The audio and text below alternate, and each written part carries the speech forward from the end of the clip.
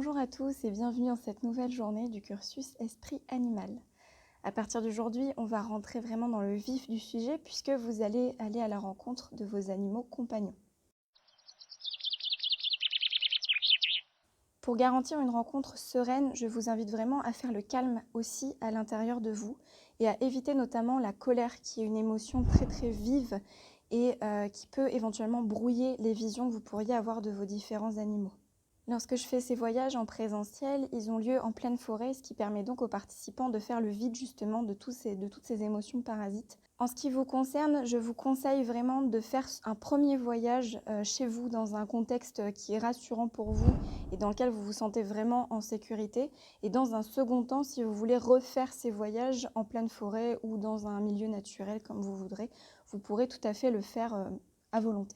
Pour garantir un bon ancrage, en tout début de voyage, vous allez avoir un petit passage pour vous connecter à la terre et pour vous connecter au ciel, histoire d'être le mieux aligné possible, même sans être en forêt. Dans les pratiques chamaniques en général, l'intention que vous portez à une action est vraiment primordiale. C'est le socle de tout ce que vous allez faire. Dans chaque voyage que vous allez faire, donc à partir d'aujourd'hui, vous aurez la possibilité de formuler cette intention de façon claire à un moment très précis, mais laissez-vous guider, je vous dirai quand et comment le faire.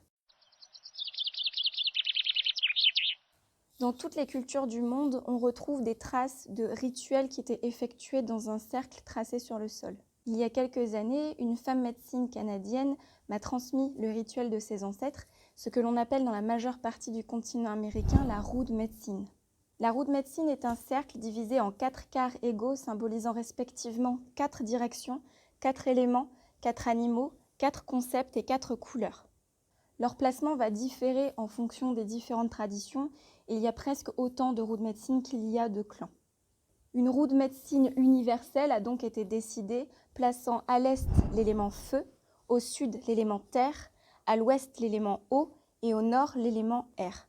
C'est donc de cette roue de médecine traditionnelle que je me suis inspirée comme base pour élaborer ce cursus. L'idée est que vous puissiez découvrir quels sont les animaux qui composent votre propre roue de médecine et à quel concept ils y sont rattachés. Concernant la roue de médecine, là encore, vous trouverez des tests qui vont différer des miennes. Donc encore une fois, écoutez-vous et voyez ce qui vous convient.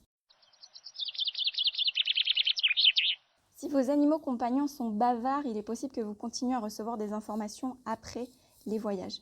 Cela peut même s'exprimer corporellement, vous allez ressentir des signaux qui vont vous faire comprendre que là, votre animal essaye de rentrer en contact avec vous et donc c'est important de lui laisser le temps de le faire. Ne pressez donc pas les choses, si vous avez besoin de plusieurs jours entre 2 rencontres, faites une pause, il n'y a aucun souci. Je vous conseille de noter le plus de choses possibles sur ces voyages car ces informations vont vous permettre de dessiner la trame de la médecine de vos animaux.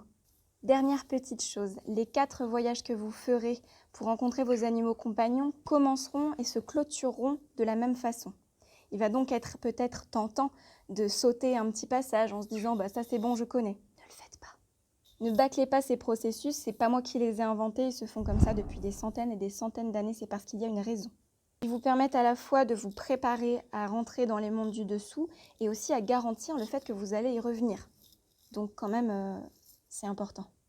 Je vous souhaite un agréable voyage.